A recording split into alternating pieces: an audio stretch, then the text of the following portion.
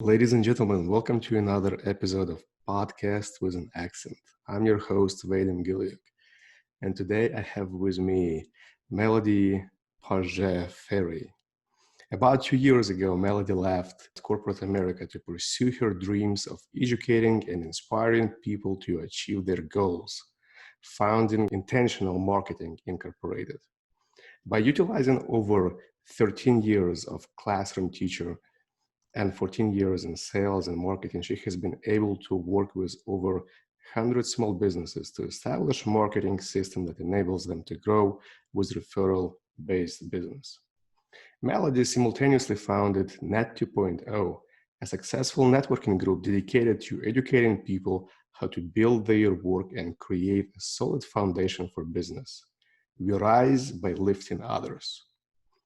In her downtime, Melody enjoys every minute she can spend with her wonderful husband and 5-year-old amazing son. Melody, welcome.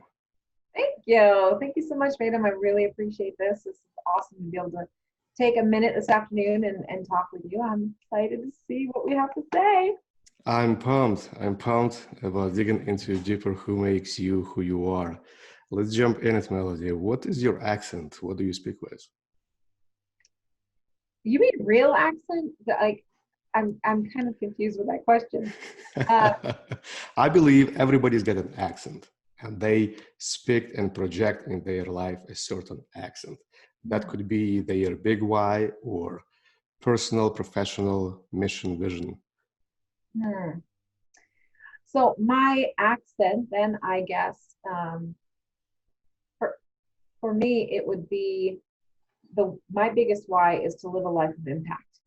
So my accent then would be to be able to inspire and leave anybody who comes into my contact in a more with a more positive light.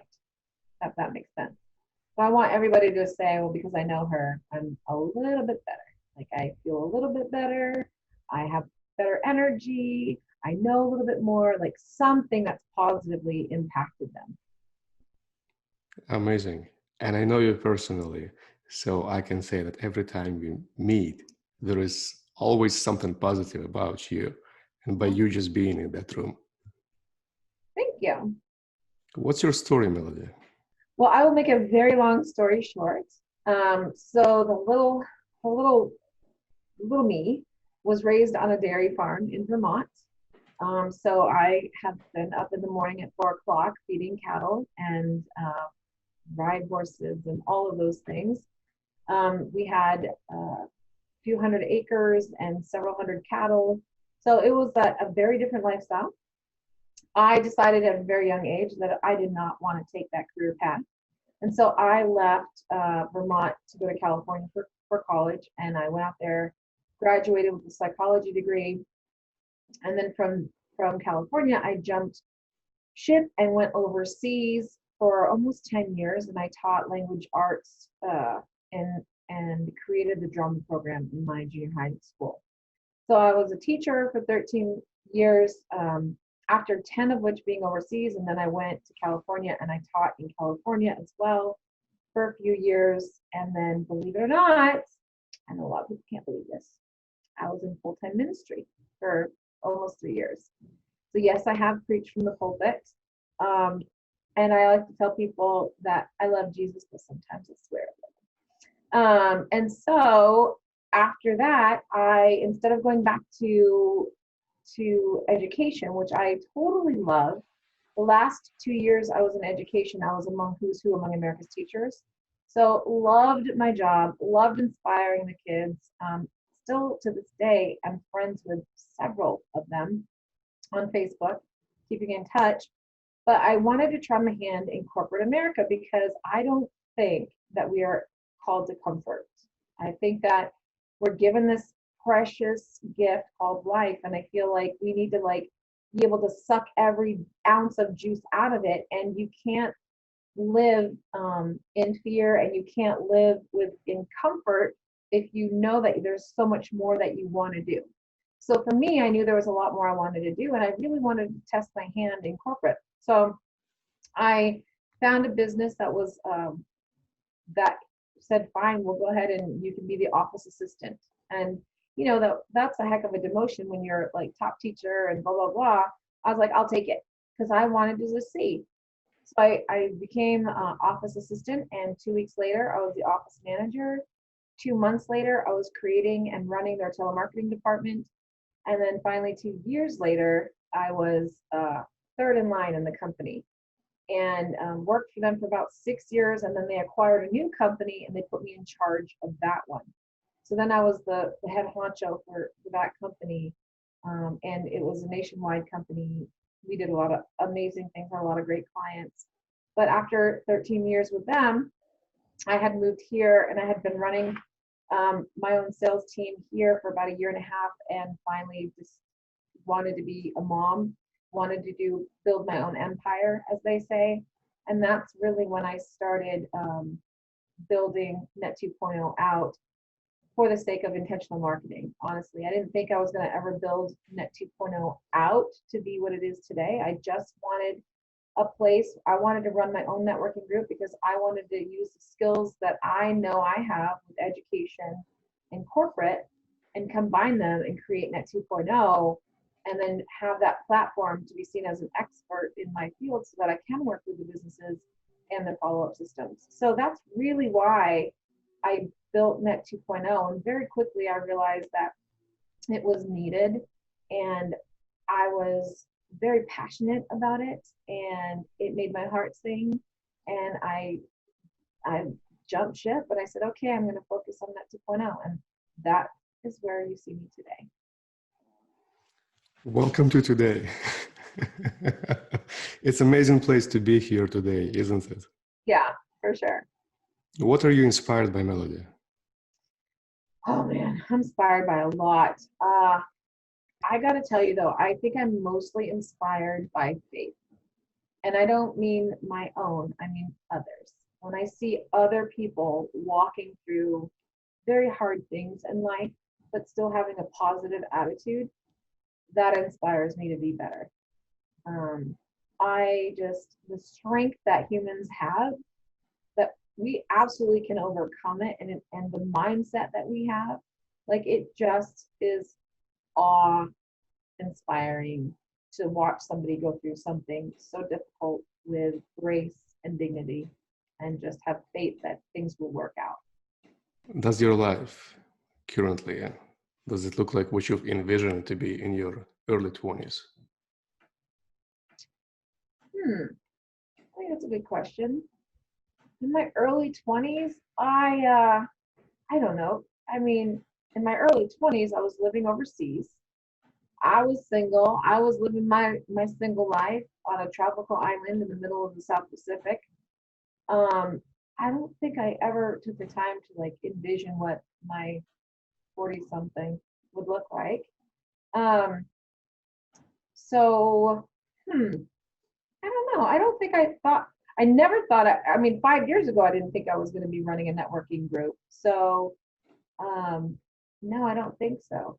I don't think it's a bad thing though. I just don't think I really thought much of it. I thought that maybe I would be, doing my teaching for a very long time, but life has a way of grabbing us and giving us the desire for more. And I think we kind of have to answer that call, because if we don't, that's when the problem sets in. That's when discontentment sets in, and the joy leaves your life. Like, you just always have to be going after for the desires of your heart.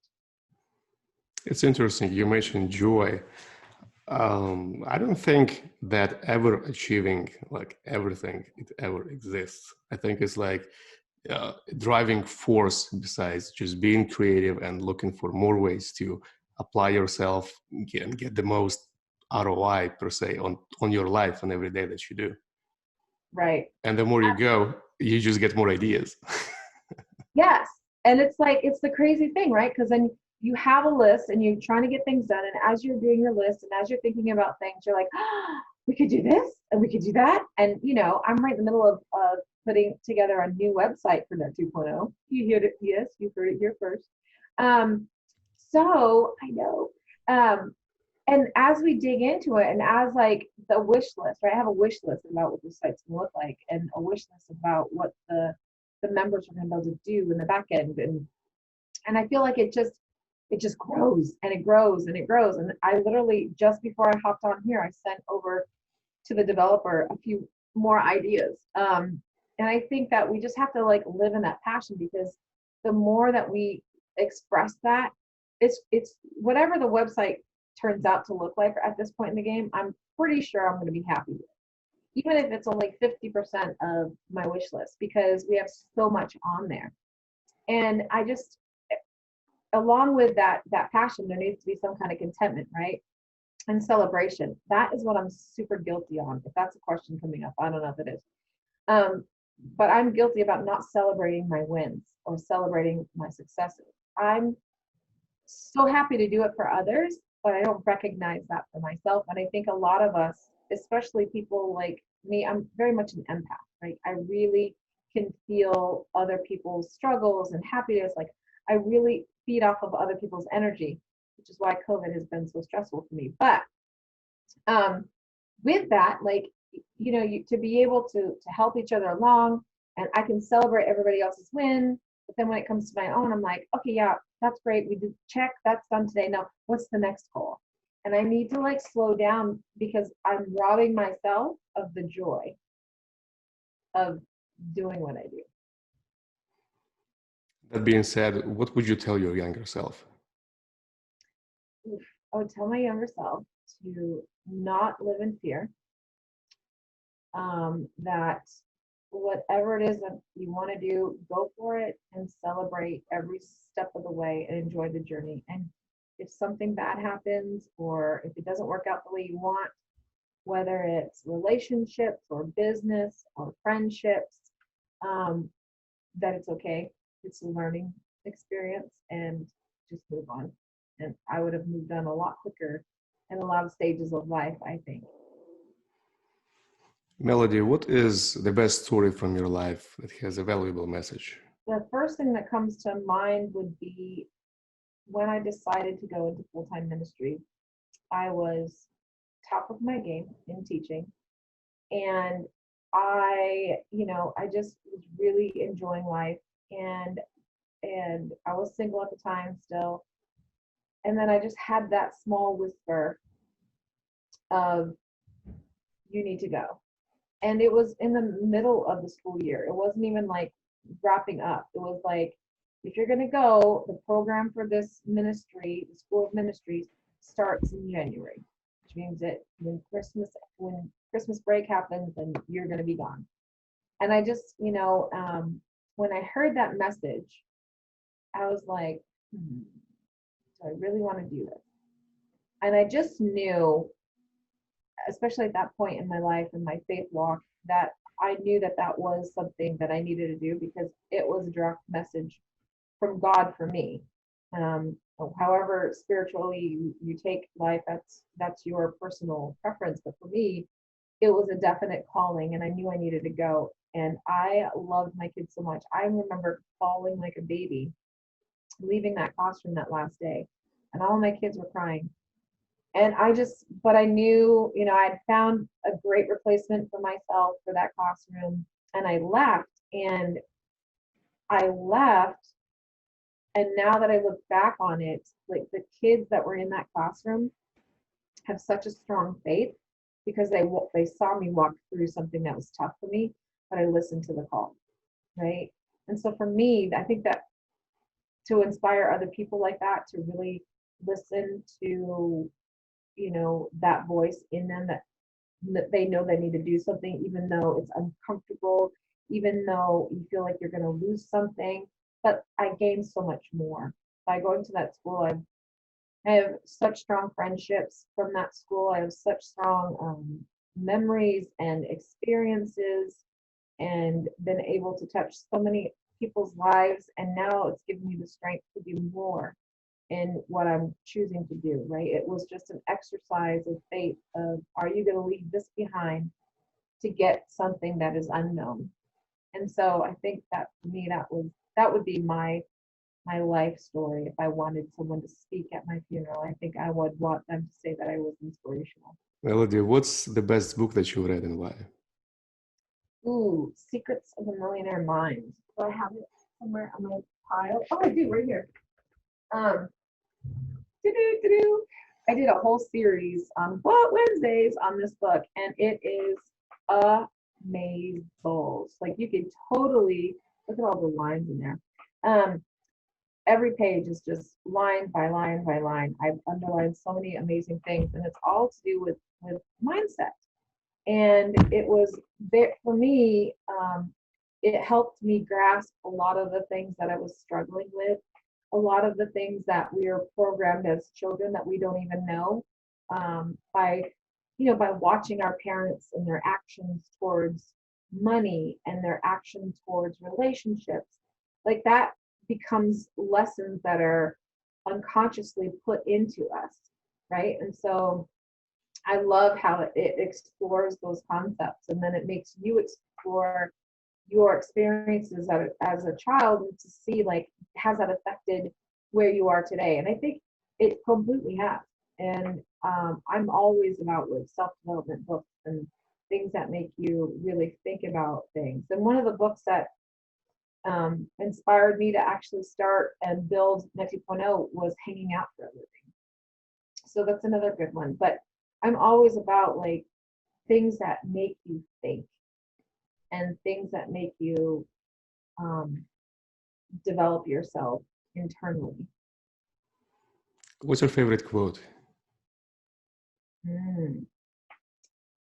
I love Voltaire's. I don't agree with a word that you say, but I'll defend your right to say it to the death. Did Melody have to ask anybody a permission to become Melody she is right now? The Net 2.0 founder, and just taking life in your hands and applying your life to the best you can. That's so funny. I had to ask myself permission, I think. And it's so funny. 2 nights ago, I had a dream, and I'm very much into like what your dreams mean. And I had a dream of a gray wolf, and very calmly, he was walking in the yard, and he looked up at me, straight at me, very calm, not aggressive, like I wasn't afraid. And I thought about that, and when I woke up, I was like, what does that mean? And when I looked it up, what that means in your dream, it means that you are like you're solo, independent. You do things the way you want to do them, and you're confident in that walk. And so when that means a lot to me, because I've worked a lot on my confidence, to be able to run things unapologetically, because I've always been a people pleaser, still am, but I'm working on it, because the danger of being a people pleaser is that you will squash your own dreams to please others. And for me, being able to dream that gray wolf tells me that I'm starting to come out of that and starting to be confident in the decisions that I need to make. Not necessarily, they're not easy and they're not popular, but they're mine. And I have to be confident in knowing that I'm trying to build something. And so the only person that I've had to ask permission to do that is me. Melody, what is the most important photograph in your life? The most important photograph in my life. Oh God, there's so many. I've got some right here in my. I have Pick one. Pick one. I think the wedding day photo. It's my husband and I got married on the beach in St. John, and we are embracing on the shore, and it's dusk, and it's a black and white photo now. And I love that. It inspires me, because when I married my husband, oh God, you're going to get my age. I think I was 43. Yeah, 43 when I married John. And at that point in my life, I had given up on finding the perfect person, the soulmate. But when he came into my life, it was in alignment. Like we just believe the same, we think the same, like we finish each other's sentences. We got married very quickly. And I've never like a few people have asked me to marry them and I've said no and ran. And when he asked me to marry him after 3 dates, I said yes. And so for me, it's just that photo inspires me that if you really love the idea of something and you're going for it, don't give up. Like it's not worth giving up because you don't know what your future holds. And that future with him has been amazing. I have an amazing son. I have a gorgeous, beautiful, smart stepdaughter. I have like an extended family, and he came into my life at a time where I didn't know, but just months after we got married, both of my parents died.